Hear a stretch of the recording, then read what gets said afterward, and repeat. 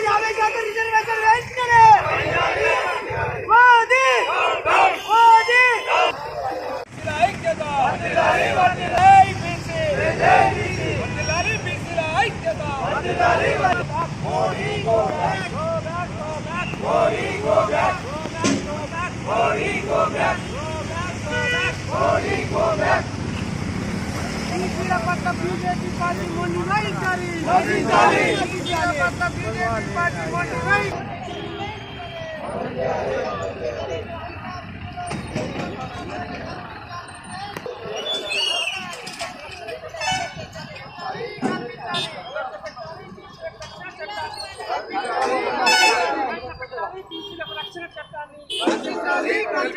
అమలు చేయాలి మండల్ కమిషన్ సిఫార్సులను, అమలు చేయాలి మండల్ కమిషన్ సిఫార్సు. మోడీ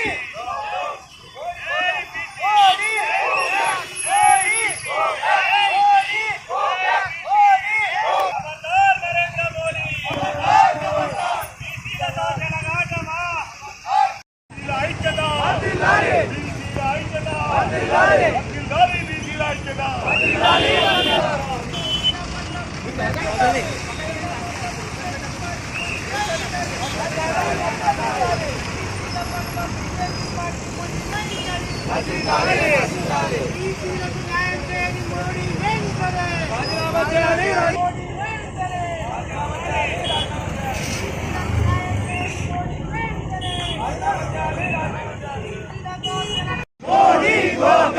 బీసీల ద్రోహి మోడీ, బీసీల ద్రోహి మోడీ.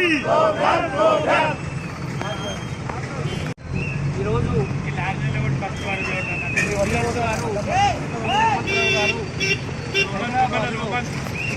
చట్టసభల లోపల 50% రిజర్వేషన్ కల్పించాలనే ఒక డిమాండ్తో అమరణ కార్యక్రమం చేపట్టడం జరిగింది.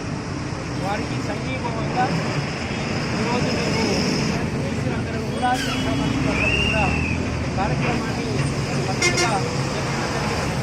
అదేవిధంగా ఈరోజు 3 గంటలకు హైదరాబాద్లోని ప్రగతి భవన్ వద్ద మన ప్రధానమంత్రి మోడీ గారు చేస్తున్నారు. అయితే ఇక్కడ మేము బీసీలందరం కూడా ఎప్పుడైతే సభకు ఇచ్చేస్తున్నారో 3వసారి ప్రధానమంత్రి అయిన తర్వాత తెలంగాణకు రావడం ఇదే ప్రథమసారి. మరి మీరు బీసీలు అనేది ఉత్పత్తి కులాలు, ఇందులో మన దేశం లోపల దాదాపుగా 60% జనాభా ఉన్నది. అంటే మెజారిటీ వర్గాలు బీసీ వర్గాలే. బీసీ వర్గాల శ్రమపైనే దేశ ప్రభుత్వము, కేంద్ర ప్రభుత్వం చేస్తున్నది. అటువంటి బీసీలకు చట్టసభల లోపల 50% రిజర్వేషన్ కల్పించాలి. అసెంబ్లీలో కానీ పార్లమెంట్లో కానీ కల్పించాలి. అదేవిధంగా బీసీలకు రక్షణ చట్టాలు తీసుకురావాలి. అదేవిధంగా కేంద్ర ప్రభుత్వం లోపల 54 లక్షల కోట్ల బడ్జెట్ ఉంటే కేవలం 2,000 లక్షల కోట్ల బడ్జెట్ మాత్రమే ప్రవేశించాలి. కానీ సామాజిక న్యాయం ప్రకారంగా దాదాపుగా 30 లక్షల కోట్ల బడ్జెట్ కేటాయించాలి. బడ్జెట్ అనేది పెంచాలని డిమాండ్ చేస్తున్నాం. అదేవిధంగా మదర్ కమిషన్ సిఫార్సు బీసీలు దేశవ్యాప్తంగా కూడా విద్యా ఉద్యోగాల లోపల రాజకీయంగా సామాజికంగా వెంటబడుతున్నారని ఒక 40 సిఫార్సులను మండలి చేయడం జరిగింది. ఈ 40 సిఫార్సులను వెంటనే అమలు చేయాలని, అదేవిధంగా ఈ మోడీ బహిరంగ సభలో ప్రకటన చేయాలని బీసీల తరఫున డిమాండ్ చేస్తారు. అదేవిధంగా బీసీ ఉద్యోగులకు, ప్రభుత్వ ఉద్యోగులకు ప్రమోషన్ లోపల మన రిజర్వేషన్ కల్పించాలి. అదేవిధంగా బీసీలకు ప్రిమియర్లు ఎత్తివేయాలి. అదేవిధంగా మరి మనకు కేంద్రం లోపల బీసీలకు ఇంతవరకు ప్రత్యేక మంత్రిత్వ శాఖ లేదు.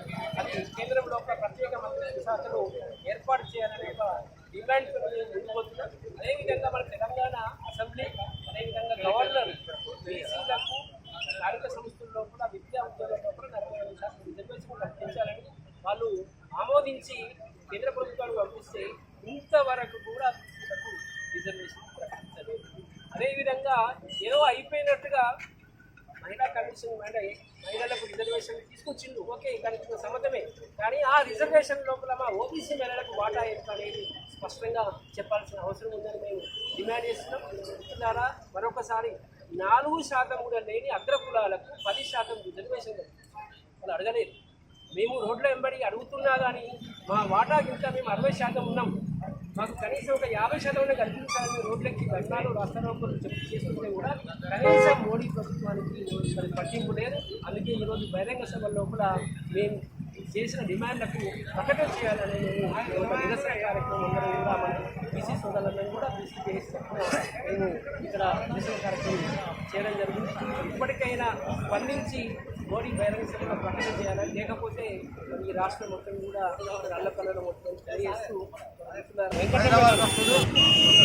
మరి బీసీలకు అన్యాయం చేస్తున్నారు. ఎందుకంటే ఎన్నో రోజుల నుంచి కూడా బీసీలు 60% ఉన్న బీసీలను అడగదొక్కుంటూ బీజేపీ ప్రభుత్వం మోడీ గారు నిరంకుశ పాలన బాగా లేదు. కాబట్టి బీసీలకు మాత్రం వెనుకబడి ఉన్నారు కాబట్టి బీసీలను చేసేది కార్యక్రమం కావాలి. కాబట్టి ఇప్పుడు మేము నిరసన చెప్తున్నాం. ఎన్నో బీజేపీలో కూడా మేము ఇప్పటివరకు బీసీ అందులో నిరసన చెప్పినాం. కానీ ఇంత కూడా మోడీ గారికి సిద్ధశుద్ధి లేదు. ఇప్పటికైనా తెలంగాణ వచ్చింది కాబట్టి హైదరాబాద్లో మీటింగ్లో బీసీలకు అనుకూలంగా స్పందించి అమలు చేయాలని చెప్పి నేను డిమాండ్ చేస్తుంది. అవకాశం ఇచ్చిన బీసీ సోదరులందరికీ నమస్కారములు. ఈరోజు ప్రధానమంత్రి నరేంద్ర మోడీ హైదరాబాద్కు విచ్చేస్తున్న సందర్భంగా మేము వారిని స్వాగతిస్తున్నాము. అదేవిధంగా తన యొక్క మొండి వైఖరి మార్చుకొని హైదరాబాద్లో అడుగుపెట్టాలి. దేనికంటే బీసీల పట్ల ఆయన అణచివేస్తున్న ధోరణిని వెంటనే మానుకొని ఈ పరేడ్ గ్రౌండ్లో అడుగుపెట్టాలంటే బీసీలకు న్యాయం చేస్తాను మాటిచ్చిన తర్వాతనే పరేడ్ గ్రౌండ్లో అడుగుపెట్టాలని బీసీ సంఘాల తరఫున డిమాండ్ చేస్తున్నాము.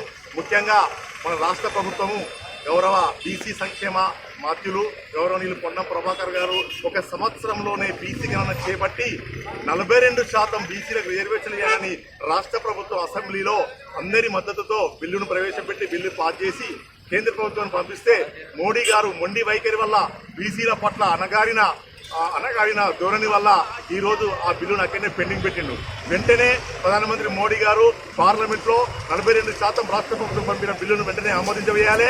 అదేవిధంగా ముఖ్యంగా బీసీలకు 27% రిజర్వేషన్ కల్పించేందుకు సెంట్రల్ గవర్నమెంట్ రాజ్యాంగ సవరణ తీసుకొచ్చి వెంటనే బీసీలను ఆదుకోవాలి. అదేవిధంగా 50% చట్టసభల్లో బీసీలకు రిజర్వేషన్ అమలు చేసే ప్రక్రియ మొదలు పెట్టాలి. ఇవన్నీ ఒప్పుకున్న తర్వాతనే మోడీ తెలంగాణలో అడుగుపెట్టాలని బీసీ జేఏసీ తరఫున నేను ప్రధానంగా డిమాండ్ చేస్తున్నాను. ముఖ్యంగా ఏంటంటే మహిళల పట్ల ముసలి కన్నీరు కార్చున్న ఈ బీజేపీ ఎన్డీఏ నాయకులారా ఒక్కసారి ఆలోచించండి. ఈ రోజు ఏంటిది మాతృ దినోత్సవం జరుపుకుంటున్నారు ఇంటర్నేషనల్ గా. కాబట్టి మహిళలకు నీకు ఏమన్నా సానుకూల ధోరణి ఉంటే మహిళలకు 33% రిజర్వేషన్లో బీసీల వాటా ఎంత? వెంటనే నేను అడుగుతున్నాను, బీసీల వాటా ఎంత?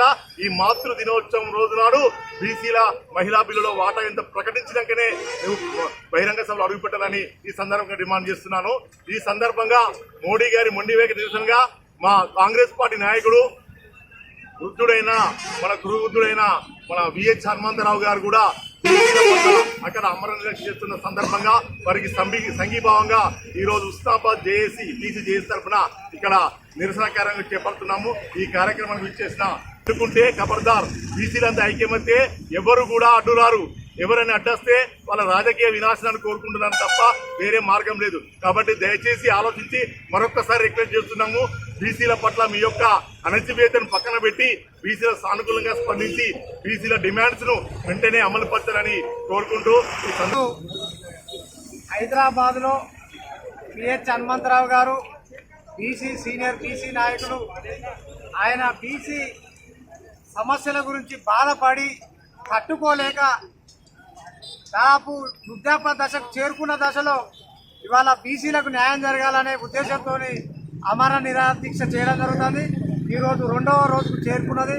ఆయనకు సంఘీభావం తెలిపేందుకు ఈరోజు ఇక్కడ మేము హుస్నాబాద్ పట్టణంలో ఇవాళ బీసీ సమాజం ధర్నా కార్యక్రమం చేయడం జరుగుతుంది.